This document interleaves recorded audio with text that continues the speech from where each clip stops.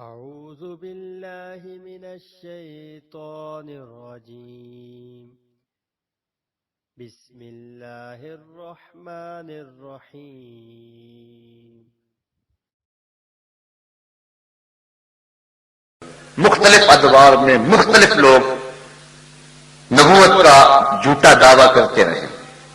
اللہ کے محبوب علیہ السلام نے ارشاد فرمایا سیکون فی امتی کذابون ثلاثون كلهم يزعم انه نبی وانا خاتم النبیین ولا نبی بعد. فرمایا میری امت میں 30 دجال ہوں گے اور سارے یہ کہیں گے گمان کریں گے کہ میں نبی ہوں. فرمایا میں آخری نبی ہوں, میرے بعد کوئی نبی نہیں ہے. ان 30 دجالوں میں ایک دجال مرزا قادیانی ہے جس نے جھوٹی نبوت کا ڈھونگ رچایا اور امت کو سخت مضطرب کیا. اس صدی کا سب سے بڑا فتنہ مرزا قادیانی کا فتنہ ہے. اس کے باپ دادا انگریزوں کے وفادار تھے اور امت کو ٹکڑے ٹکڑے کرنے کے لیے, جسد امت پہ چرکے لگانے کے لیے اور زخم کرنے کے لیے جھوٹی نبوت کا ڈھونگ رچایا گیا. ہم تاریخ پڑھتے ہیں تو 3 لوگوں سے انٹرویو لیا گیا لیکن یہ کامیاب ٹھہرا. پھر پہلے جو کہتا تھا اے مسلمانوں کی ضروریت کہلانے والوں دشمن قرآن نہ بنو اور خاتم النبیین کے بعد سلسلہ نبوت جاری نہ کرو, وہ خود قادیان کا رسول بن بیٹھا اور اس نے قادیان کو مکہ اور مدینہ کی طرح کی بستی قرار دے دیا اور اپنی بیویوں کو معاذ اللہ ام المومنین قرار دے دیا اور اپنی ناپاک اولاد کو سادات قرار دیا اور اپنی بیٹیوں کو سیدہ فاطمہ الزہرا کے مثل قرار دیا اور معاذ اللہ اپنے پلیت ماننے والوں کو اس نے جو ہے وہ اصحاب قرار دیا اور اپنے ناپاک خلفاء کو خلفائے راشدین قرار دیا. اس طرح اس نے امت کے اندر فتنے بپا کیے اور ناپاک بستیوں کو مکہ اور مدینے کے برابر قرار دیا. اللہ تعالیٰ نے اس کے شر سے امت کو محفوظ فرمانا تھا. 1840 کے اندر یہ پیدا ہوا اور 1880 سے لے کر 1891 تک حیات مسیح کا منکر رہا. اس کے بعد پھر اس نے ملہم من اللہ ہونے کا اعلان کر دیا, مسیح موعود ہونے کا اعلان کر دیا, مہدی موعود ہونے کا اعلان کر دیا. 1890 میں پیر مہر علی شاہ رحمۃ اللہ تعالی علیہ حج پہ گئے. حضرت حاجی امداد اللہ مہاجر مکی علیہ رحمہ سے وہاں ملاقات ہوئی. پیر صاحب کو دیکھ کر فرمانے لگے پیر صاحب آپ حج پہ آئے ہوئے ہیں, واپس جائیں, ہندوستان میں ایک فتنہ اٹھنے والا ہے جس کی سرکوبی آپ کریں گے. اور حضرت پیر صاحب فرماتے ہیں میں سویا خواب میں حضور کی زیارت نصیب ہوئی اور آقا کریم علیہ السلام نے فرمایا کہ تاویلات فاسدہ کے مقراظ سے قادیان کا دجال میری حدیثوں کے ٹکڑے کر رہا ہے اور تم یہاں بیٹھے ہوئے ہو. تو حضرت پیر صاحب فرماتے ہیں کہ میں آیا اور آ کر کے جو ہے اس کی خبر لی. اعلی حضرت امام اہل محبت نے سب سے پہلے مرزا قادیانی کے حفوات پر کفر کا فتویٰ دیا اور 5 رسائل لکھے اور پیر صاحب نے شمس الہدایہ کے نام سے ایک کتاب لکھی. پھر مرزا قادیانی نے اس کے جواب کے اندر شمس بازرہ کے نام سے اپنے ایک مرید اور خلیفے سے کتاب لکھوائی. پیر صاحب نے اس کے مقابلے میں پھر سیف چشتیائی لکھی. آج تک اس کے کئی ایڈیشن چھپ چکے ہیں. مرزائیوں کو آج تک اس کتاب کے جواب دینے کی ہمت پیدا نہیں ہوئی. یہ حضرت پیر مہر علی شاہ صاحب کی زندہ کرامت ہے کہ آج تک سیف چشتیائی کا جو ہے وہ جواب نہیں ہو سکا ہے. مرزا قادیانی نے جب 1901 میں نبوت کا اعلان کیا, پہلے وہ مسیح مسیح بنا, مہدی موعود بنا, ملہم من اللہ بنا, کئی اس نے رنگ بدلے, ذلی, بروزی, غیر تشریح نبی, امتی نبی, کئی روپ دارے. پھر اس کے بعد باقاعدہ طور پہ اس نے 1901 کے اندر باقاعدہ نبوت کا اعلان کر دیا اور کہہ دیا کہ میں خاتم النبیین ہوں, بلکہ اپنے آپ کو رحمت للعالمین کہہ دیا, بلکہ یہ کہا کہ انا آتینا کل کوثر یہ میرے اوپر اتری ہے اور معراج پہ میں گیا ہوں اور یہ آیت میرے حق میں نازل ہوئی ہے. طرح طرح کی حفوات اس نے بکنا شروع کر دی. وہی شخص جو پہلے کہتا تھا کہ اے مسلمانوں دشمن قرآن نہ بنو اور قرآن کا مقابلہ نہ کرو، نبوت کا دروازہ نہ کھولو. اب خود ہی کھول کے بیٹھ گیا اور خود کہا کہ جس کے کلام میں تناقض ہوگا وہ جھوٹا ہوگا، اور اپنے جھوٹ کو خود ہی اپنے عمل سے ثابت کر رہا ہے. علماء نے جو ہے وہ اس کا مقابلہ کیا. یہ روز کوئی نہ کوئی بات بکنے لگا اور 72 کتابیں اس نے سرسے میں لکھی اور کہنے لگا میرے اوپر وہی آسمان کی بارش کی طرح برستی ہے، کبھی اردو میں کبھی انگلش میں. وہ ٹیچی ایک فرشتہ اس نے مقرر کیا ہوا تھا، پتہ نہیں وہ کون تھا، وہ آ کے اس کو وہی دے جایا کرتا تھا، اور الٹی سیدھی ٹیڑھی میڑھی باتیں جو ہیں وہ وہی کے نام سے افواہ بکا کرتا تھا. بلکہ جو شخص اس کی نبوت کا اقرار نہیں کرتے اس کے بارے میں اس نے سخت رویہ اختیار کیا. وہ کہتا ہے کہ کنجریوں کے بچوں کے بغیر جن کے دلوں پر اللہ نے مہر لگا دی باقی سب میری نبوت پہ ایمان لا چکے. آئینہ کمالات میں اس نے لکھا. پھر اس کے بعد نجم الہدا کے صفحہ نمبر 10 پہ لکھا دشمن ہمارے بیابانوں کے خنزیر ہو گئے اور عورتیں ان کی کتیوں سے بڑھ گئیں. پھر اس بدبخت نے ازالہ اوہام کے اندر لکھا ان لوگوں نے چوروں، قزاقوں اور حرامیوں کی طرح اپنے محسن گورنمنٹ پر حملہ کر دیا تھا. یہ وہ بدبخت شخص ہے کہ جس نے امت کو گالیاں بکی، اور جو اس کی جھوٹی نبوت کو نہیں مانتا تھا وہ شخص اس کے لیے گردن زدنی ٹھہرا، اور اس کو اس نے خنزیر، ولد الحرام، زنا کی اولاد اور عورتوں کو کتیوں سے بدتر قرار دیا، جبکہ یہ سب کچھ خود تھا اور اس کی اولاد و ذریت خود تھی. مسلمان کبھی بھی ایسے پلیت شخص کو نہیں مان سکتے. حضرت امام اعظم امام ابو حنیفہ نے فتویٰ دیا کہ جو شخص یہ دعویٰ کرے کہ میں نبی ہوں، فرمایا وہ شخص کافر ہے، جو اسے مانے وہ بھی کافر ہے. من شکا فی کفر ہی و عذاب ہی فقد کافرہ، جو اس کے کفر میں شک کرے وہ بھی کافر ہے. اور جو شخص ایسے مفتری، کذاب اور دجال سے معجزہ طلب کرے وہ بھی کافر ہے. اس سے معجزہ بھی طلب نہیں کرنا چاہیے، وہ جھوٹا ہے، بالکل جھوٹا. حضور کے بعد کوئی نبی نہیں آ سکتا ہے. تو اس نے یہاں تک بکا کہ جو مجھے نہیں مانتا وہ کتا ہے اور خنزیر ہے اور ولد الحرام ہے. اور ایک موقع پہ کہتا ہے میری زبان زیب نہیں دیتی کہ کسی کو گالیاں دوں، اور خود ہی یہ گالیاں بکتا چلا جا رہا ہے. اس نے ازواج رسول کی توہین کی، حضور کی شہزادیوں کی توہین کی، اللہ کے رسول اور نبیوں کی توہین کی، سارے ولیوں کی توہین کی، جمی مسلمانوں کی توہین کی، اور عذاب میں مبتلا ہوا. سینکڑوں بیماریوں کے اندر مبتلا تھا، ایک پل سے چین نہیں ملتا تھا. حضرت پیر میر علی شاہ صاحب کو چیلنج دیا. اس کا خیال تھا گوشہ نشین بزرگ ہیں، کب میرے چیلنج پہ لبیک کہیں گے، میری حفوات کو اور میری بکواس کو کب اہمیت دیں گے. لیکن حضور کی ختم نبوت کا مسئلہ تھا، وہ حجرے سے باہر نکل آئے. جب لاہور میں پہنچے تو مرزا کو آنے کی ہمت اور طاقت نہ ہوئی اور ذلیل و رسوا ہوا.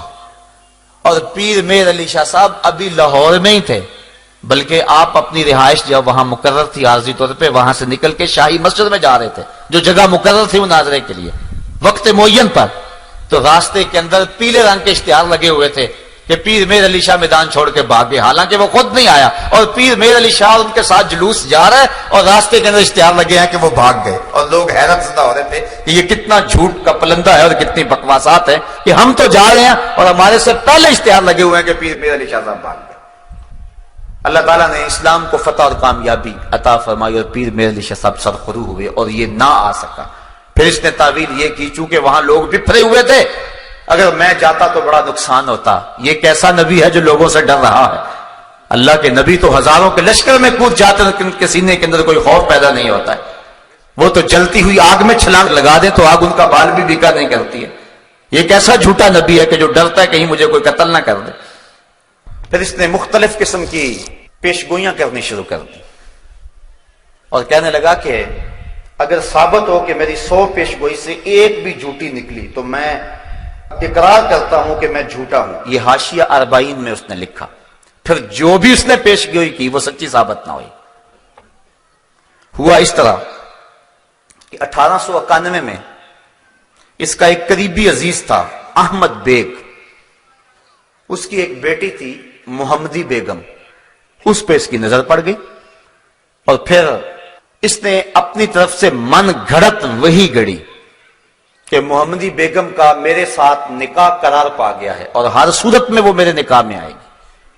اور یہ اس نے احمد بیگ ہوشیار پوری کو خط لکھا، لیکن وہ ایسے بدبخت سے اپنی بیٹی کا نکاح کیسے کر سکتے تھے؟ جب بات نہ بنی تو اس نے پھر خط لکھا کہ اگر تم نے محمدی بیگم کی کسی جگہ شادی کی تو جس مرد کے ساتھ شادی کرو گے 2.5 سال کے اندر اندر وہ مر جائے گا، اور اس کا باپ بھی 3 سال کے اندر اندر مر جائے گا، اور یہ سخت اذیت کی زندگی یہ جو 2.5 سال ہوں گے گزارے گی، پھر اس کے بعد میرے نکاح میں آئے گی، تو جب آخر میں میرے نکاح میں آنا ہے تو ابھی میرے نکاح میں سے دے دو۔ انہوں نے اس کی کسی بات کی پرواہ نہ کی، اور سلطان بیگ نامی ایک شخص سے مئی 1891 میں محمدی بیگم کی شادی کر دی۔ اب یہ سخت پریشان ہوا، اس کے والدین کو لالچ بھی دیا کہ میں باغ کا 1/3 حصہ تمہیں دے دوں گا، بہت کچھ ہوا، بلکہ جو احمد بیگ کی ہمشیرہ تھی اس کی بیٹی مرزا کے بیٹے کے ساتھ بیاہی ہوئی تھی، اس نے یہ بھی دھمکی دی کہ میں جو ہے وہ اس کو طلاق دلوا دوں گا، اور اگر میرے بیٹے نے طلاق نہ دی تو اس کو اپنی جائیداد سے آگ کر دوں گا، لیکن یہ دھمکی بھی نہ چلی۔ تو اس طرح اس نے کہا تھا 2.5 سال اس کا خاوند نہیں جی سکتا۔ اللہ کی توفیق سے محمدی بیگم کا خاوند نکاح کے بعد مسلسل 40 سال تک زندہ رہا، اور محمدی بیگم 58 سال تک زندہ رہی، اور اس کا باپ بھی 20 سال زندہ رہا۔ اب مرزا پھر پریشان ہو گیا کہ میری پیش گوئی تو خراب ہوگی اور میرے ماننے والے کہیں لڑکھڑا نہ جائیں۔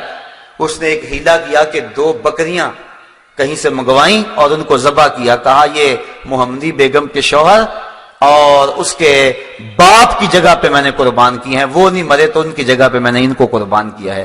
لیکن اس کے جھوٹے معتقد پھر بھی اس کو نبی مانتے رہے، لیکن اس نے کہا کہ اس کے باوجود ایک وقت آئے گا کہ محمدی بیگم میرے نکاح میں آئے گی، ہمارا نکاح آسمان پہ ہو گیا ہوا ہے۔ لیکن پھر وہ مر گیا، لیکن محمدی بیگم بعد میں بھی عرصہ دراز زندہ رہی اور اس ظالم کے نکاح میں نہ آئی۔ تو اس کی یہ جھوٹی پیش گوئی بھی جو ہے وہ لوگوں کے سامنے آ گئی۔ 1893 میں ڈپٹی عبداللہ آتھم ایک عیسائی پادری تھا، اس کے ساتھ اس نے 15 دن کے لیے مسلسل مناظرہ کیا۔ جب بات نہ بنی، تسلیس کے عنوان سے گفتگو تھی، تو اس نے پیشین گوئی کی کہ جو ہے وہ 15 ماہ کے اندر اندر یہ حاویہ میں چلا جائے گا، یعنی مر جائے گا اور جہنم رسید ہو جائے گا۔ پھر اس کے بعد دن گنے جانے لگے، جب صرف 14 دن رہ گئے تو اس نے منشی رستم کو خط لکھا جو اس کا معتقد خاص تھا کہ ڈپٹی آتھم فیروز پور میں موجود ہے اور ابھی تندرست طرح سے ہوا بھی کچھ نہیں، تو کہیں ایسا نہ ہو کہ ہماری جو پیشین گوئی ہے وہ خراب ہو جائے اور لوگ تماشا اڑائیں اور عیسائی خوش ہوں، تم دعا کرو کہ پیش گوئی پوری ہو جائے۔ نبی ترلے کر رہا ہے امتی سے کہ تم دعا کرو۔ کتنا بدبخت نبی ہے، جھوٹا نبی، کذاب نبی، دجال نبی۔ پھر اس کے بعد بات نہ بنی، صرف 1 دن رہ گیا اور آتھم عیسائی پادری اچھا بلا پھر رہا ہے، تو پھر اس نے عبداللہ سنوری اور میاں حامد علی کو چنے دیے۔ رات کو گھبرایا ہوا تھا مرزا، کہنے لگا 1 دن رہ گیا، اگر نہ مرا تو بڑی پریشانی ہوگی، ہماری جماعت کے لوگ ہم سے ٹوٹ جائیں گے۔ تو اس نے جو ہے وہ اس کو چنے دیے، کہا کہ ان کے اوپر فلاں فلاں پڑھو اور رات کی تاریکی میں شمال جانب قادیان سے ایک اندھا کنواں ہے اس کے اندر پھینک آؤ، اور واپس پلٹ کے نہیں دیکھنا، بلکہ خود بھی گیا اور واپس دوڑ لگا دی، اور اگلے دن منتظر رہے کہ آتھم مر جائے، لیکن آتھم نہ مرا۔ 6 ستمبر 1894 کے اندر انہوں نے بڑے بڑے اشتہار چسپاں کیے جس کے اندر مرزے کو جھوٹا بتایا گیا، تو وہ تو نہ مرا، الٹا یہ ہو گیا کہ کئی مسلمان جو ہیں وہ عیسائی ہو گئے، بالخصوص جنہوں نے وہ مناظرہ رکھا ہوا تھا وہ 3 لوگ جو ہیں وہ عیسائی ہو گئے۔ اس طرح اس نے جو ہے وہ اسلام کو بھی رسوا کیا اور خود بھی رسوا ہوا۔ پھر اس نے ایک نئی پیش گوئی گھڑی، کہنے لگا کہ 1887 کے اندر میرے ہاں ایک بیٹا پیدا ہوگا جو بڑا متبرک اور بابرکت ہوگا، اور اس کی بڑے فضائل بیان کیے۔ لیکن پھر 1887 کے اندر بیٹے کی بجائے بیٹی پیدا ہو گئی، اب پریشان ہو گیا۔ پھر اس کے بعد کہنے لگا میں نے یہ نہیں کہا تھا کہ ابھی پیدا ہوگا، 9 سال کے اندر اندر پیدا ہو سکتا ہے۔ پھر بیٹا پیدا ہوا 1887 کے اندر، نام اس کا بشیر احمد رکھا، لیکن وہ صرف 1 سال کے بعد مر گیا. پھر لوگ پریشان ہوئے تو کہنے لگا کہ لازمی نہیں کہ یہ بیٹا ہے، میری مراد کوئی اور بیٹا تھا. پھر اس کے بعد 1899 میں ایک بچہ پیدا ہوا اس واقعہ کے 12-13 سال بعد، اور پھر اس پر بڑی خوشی منائی گئی، اس کا نام مبارک رکھا گیا، اور اس طرح کہا گیا کہ یہ وہی بیٹا ہے جس سے بڑی برکتیں ظاہر ہوں گی. اللہ کا کرنا ہوا 1907 کے اندر وہ بچہ بخار میں مبتلا ہو گیا. 9 دن تک مسلسل بخار رہا.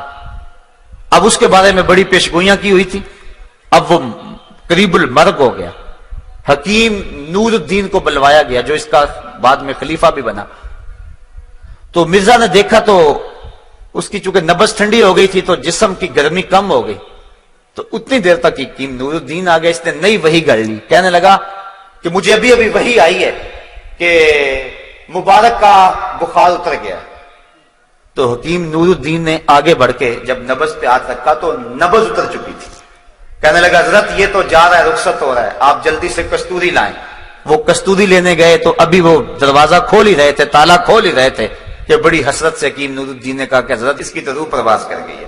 اس نے ابھی ابھی بیچارے نے وہی گڑی تھی کہ ابھی میں نے دیکھا ہے کہ 9 دن کے بعد اس کا بخار ٹوٹ گیا. حالانکہ وہ بخار نہیں ٹوٹا تھا، اس کی جو ہے وہ روح نکل گئی تھی جس کی وجہ سے وہ اس کا جسم ٹھنڈا پڑ رہا تھا. تو اس نے کہا بخار اتر گیا. حکیم نور الدین نے بانڈا پھوڑ دیا، کہا بخار نہیں اترا، بیچارہ ویسے ہی مر گیا. تو اس طرح اس کی یہ پیشین گوئی بھی جو ہے وہ خراب ہو گئی، وہ ذلیل الرسوا ہو گیا. پھر اس نے ایک اور پیشین گوئی کی، کہا میں 80 سال یا 80 سال سے زیادہ عمر جیوں گا. یہ اس نے آرزو کی، اور جب مروں گا یا مکے میں مروں گا یا مدینہ میں مروں گا. لیکن پھر 26 مئی 1908 کو برانڈ رٹ روڈ لاہور احمدیہ بلڈنگ کے اندر لیٹرین کے اندر انتہائی ذلت کی موت مرا، اور 69 سال کی عمر میں مرا، جبکہ اس نے 80 سال سے زائد عمر کی پیشین گوئی کی تھی. کم از کم 11 سال اپنی پیشین گوئی سے پہلے ہی مر گیا. نہ مکے میں موت آئی نہ مدینے میں موت آئی. ایسے پلیتوں کو مدینے میں موت تو نہیں آیا کرتی تھی. باتھ روم کے اندر جو ہے وہ اسے موت آئی. جب پیدا ہوا، خود اس کا بیان ہے مرزا قادیانی کا، کہتا ہے کہ میرے ساتھ ایک لڑکی پیدا ہوئی جس کا نام جنت تھا. وہ میرے سے پہلے پیدا ہوئی اور میرا سر اس کی ٹانگوں میں تھا. ذلیل ہو کے پیدا ہوا اور مرا بھی تو ذلیل ہو کے. اس طرح جھوٹی نبوت کا یہ دعوے دار ذلیل و رسوا ہو کر جہانی ہو گیا اور اس دنیا سے چلا گیا، اور ذلت اور کمینگی کی زندگی بسر کر کے جو ہے، لیکن امت کے ایک بہت سارے طبقے کو اذیت میں مبتلا کر گیا اور ان کو دکھ دے گیا. ساتھ کتنے لوگوں کا ایمان خراب ہو گیا. 102 سال ہو گئے اس ظالم کو مرے ہوئے، لیکن اس کے باوجود بھی آج ہزاروں کی تعداد کے اندر اس جو ہے وہ ٹیڑے میڑے دین کو، جس کی کوئی ٹانگ اور کوئی ہاتھ اور کوئی پیر ہی نہیں ہے، اس کو ماننے والوں کی ایک تعداد ہے.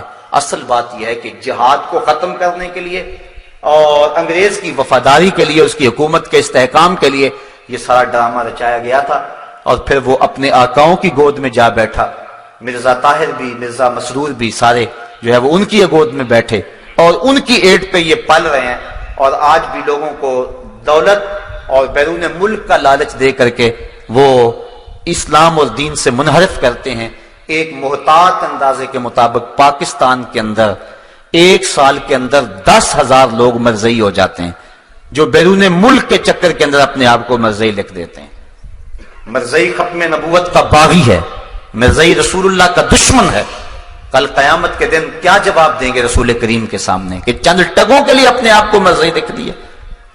بعض لوگ کہتے ہیں چلو جی ہم جا لیں پھر اس کے بعد صحیح ہو لیں گے. یہ گکھڑ میں ایسا واقعہ ہوا، 4-5 سال ہوئے. ایک شخص نے مرزئی لکھا، پھر مہلت نہ ملی، موت آ گئی. پھر مسلمانوں نے قبرستان سے بھی نکال کے باہر پھینک دیا. نہ خدا ہی ملا نہ وصال صنم، نہ ادھر کے رہے نہ ادھر کے رہے. دنیا پہ بھی رسوائی اور آخرت کا بھی عذاب علیم. صاحبوں کبھی بھی ٹگوں پہ، پیسوں پہ، دولت پہ، اقتدار پہ اپنے ایمان جیسی متاع عزیز کا سودا نہ کرو. سب سے قیمتی متاع ہمارا ایمان ہے. لاکھوں کروڑوں اربوں کھربوں لوگ بھی قدموں میں ڈال دیں. ہمارے نبی نے فرمایا تھا یا عمی لو غدا الشمس فی یمینی والقمر علی یساری، اے چچا اگر چاند کو میرے دائیں ہاتھ میں رکھ دیں اور سورج کو بائیں ہاتھ میں رکھ دیں، جہان بھر کے خزانے میرے قدموں میں ڈھیر کر دیں، محمد کتوں کو پھر بھی جھوٹا ہی کہتا رہے. یہ کیا ہوا چند تگوں کے لیے لوگ دین بدل رہے ہیں؟ مرزئی ختم نبوت کا باغی ہے. اس سے اپنے آپ کو دور رکھیں. بعض لوگوں کو بڑی ہمدردی پیدا ہو جاتی ہے، جی ان سے بائیکاٹ کریں گے، ترس آتا ہے. وہ بھی ہمارے معاشرے کے لوگ ہیں. تمہیں دھوپ میں جلتے بلتے بچوں پہ ترس نہیں آتا جو بسوں میں پانی بیچ رہے ہیں اور کنڈکٹروں کے دھکے کھا رہے ہیں؟ ان 8 اور 10 سال کے بچوں پہ جو ہوٹلوں پہ برتن مانج رہے ہیں، کبھی ان پہ ترس نہیں آیا؟ ہوٹلوں کے پچھواڑے پہ جو سر جھکائے لائنوں میں بچہ کھچا لینے کے لیے کھڑے ہوئے، کبھی ان پہ ترس نہیں آیا تمہیں شاتمان رسول اور ختم نبوت کے باغیوں پہ ترس آتا ہے؟ ایک شخص نے حضرت عائشہ رضی اللہ تعالیٰ عنہ کی توہین کی. رات کو خواب میں حضور کو دیکھا، آقا نے رخ پھیر لیا. حضور فرمایا میری زوجہ کے بارے بات ہو اور تو کوئی بات ہی نہ کرے. کہنے لگا ما قدر، تو میرے میں طاقت نہیں تھی، میں کمزور تھا، بات نہیں کر سکا. فَأَوْمَا إِلَى سَبَابِهِ وَالْوُسْطَى، حضور نے اس انگلی اور اس انگلی سے اشارہ اس کی آنکھوں کی طرف کیا. إِلَىٰ عَيْنَيْهِ فَلَمَّا اسْتَيْقَظَ فَهُوَ أَعْمَىٰ، جب صبح اٹھا تو اندھا ہو چکا تھا. کہ میری زوجہ کے بارے میں کوئی بد زبان منہ کھولے تو اس کتے کی زبان کھینچ کیوں نہیں دی ہے؟ تو آج ختم نبوت کے باغی بھونک رہے ہیں اور رسول کریم کو سری گالیاں دیتے ہیں اور صحابہ رضوان اللہ علیہ مجمعین کو سری گالیاں دیتے ہیں. وہ اپنی ناپاک اور اپنی گندی اولاد کو حضور کی اولاد کے مشابہ قرار دیتے ہیں. ان کی افواج سے اپنے آپ کو بچائیں اور اپنے ایمان کی حفاظت کریں. اور اگر کسی محلے بستی میں اگر کوئی ایسا شخص ہے اس سے قطعاً بائیکاٹ کریں. کل قیامت کے دن تمہیں رسول اللہ اپنی رضا اور اپنی مرضی کا نور نصیب فرمائیں گے. اور اگر تم کسی مرزائی سے تعلق رکھو گے تو گنبد خضرا میں حضور کا دل دکھے گا کہ وہ تو ڈاکہ ڈالنے والے ہیں قصے نبوت پہ، تم ان کو اپنی باہوں میں لے رہے ہو. مسلمانوں کو غیرت کا درس دیا ہے اور غیرت کا سبق سکھایا ہے. صاحبو آؤ اپنی زندگی کو اچھائی کا حسن دے لیں اور اپنے ایمان کی پوری طرح سے حفاظت کریں. وآخر دعوانا ان الحمدللہ.